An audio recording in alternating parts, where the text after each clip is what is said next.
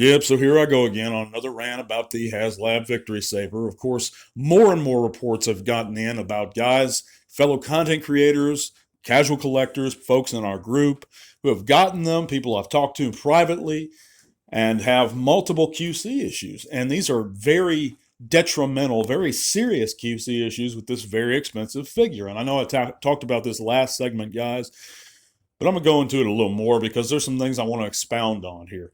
We have guys like the Collector 75, just stone cold legends within the Transformers content creator community, who've gotten their hands on Star Saber recently, and it's missing entire accessories. I think his was missing his sword altogether. You can't really have Star Saber without his saber. I mean, it's in the name.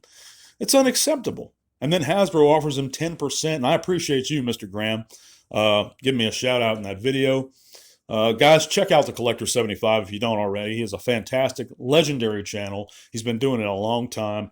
Really great content, really old school, classic reviews of G1 folks and all of them in between. But check out Mr. Graham if you haven't. But anyway, content creators, all kinds of fans. I've actually messaged folks privately asking them if they've had any QC issues. Anything from minor paint scuffs to missing accessories to plastic quality to loose joints. It's just one thing after another with this figure. And historically, especially in recent years, Hasbro hasn't been the best with QC. Let's face it, guys.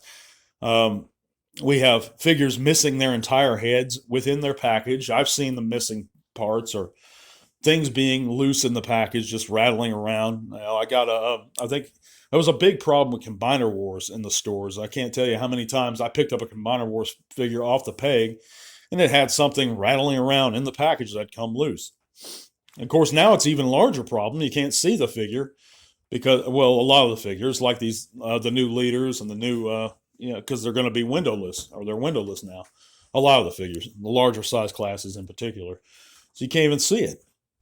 And of course, that stretches on to even other lines like Marvel Legends, Star Wars Black Series. You can't even see any of those. They're, $20, $23 figures. This is a big problem. And I think Hasbro needs to correct it very soon. Now, I think they're going to suffer a lot of backlash, especially the HasLab stuff, over this debacle with Star Saber. It's becoming a very, very large issue. And it's quite frankly unacceptable. Excuse me.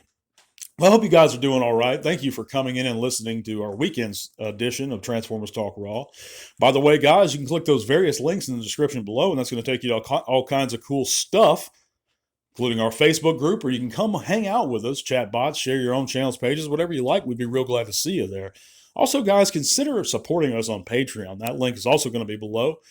It's going to keep those giveaways coming, guys. Speaking of giveaways, for whatever reason, the winner of our drawing for our Legacy Blitzwing has not reached out to me. I generally give folks a week to reach out to me. I've tried to contact them numerous times to no avail.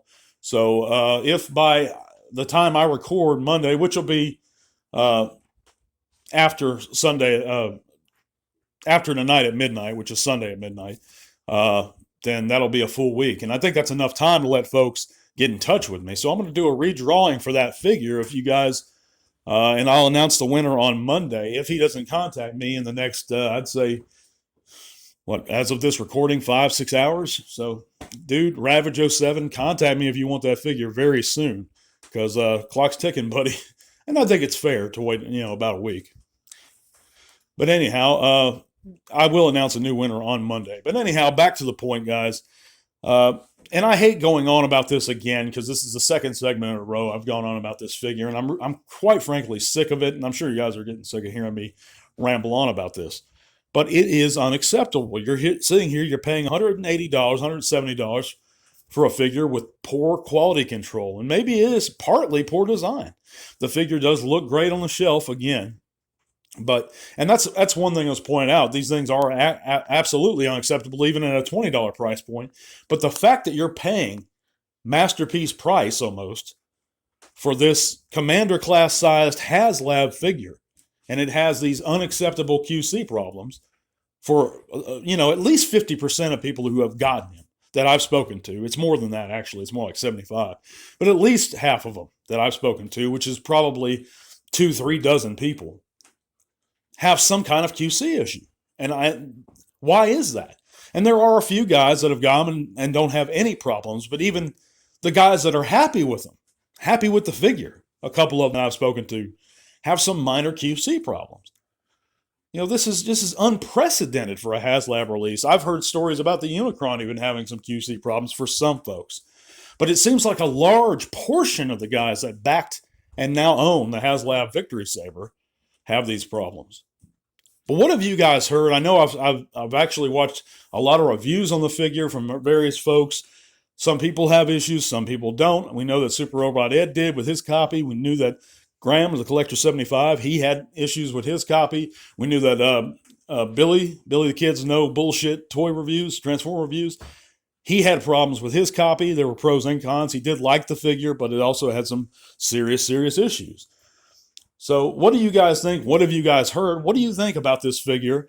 Did you back the Death Source? And I continually urge everyone to cancel that backing for the Death Source right away. Have Hasbro refund your money, because this QC problem, like the thieves who operate on YouTube, isn't just going to go away. We have to tell them that we don't find it acceptable. And there's two ways of how we tell them the thieves are not acceptable is we stop watching their content, we stop liking their content en masse, and we continually alert Hasbro.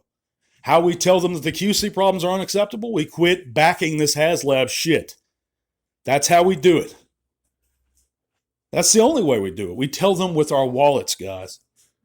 But thank you so much for listening. We're going to be back on Monday. I'm going to announce a new winner for the Legacy Blitzwing then. God bless you guys. Have a great weekend. To all are one.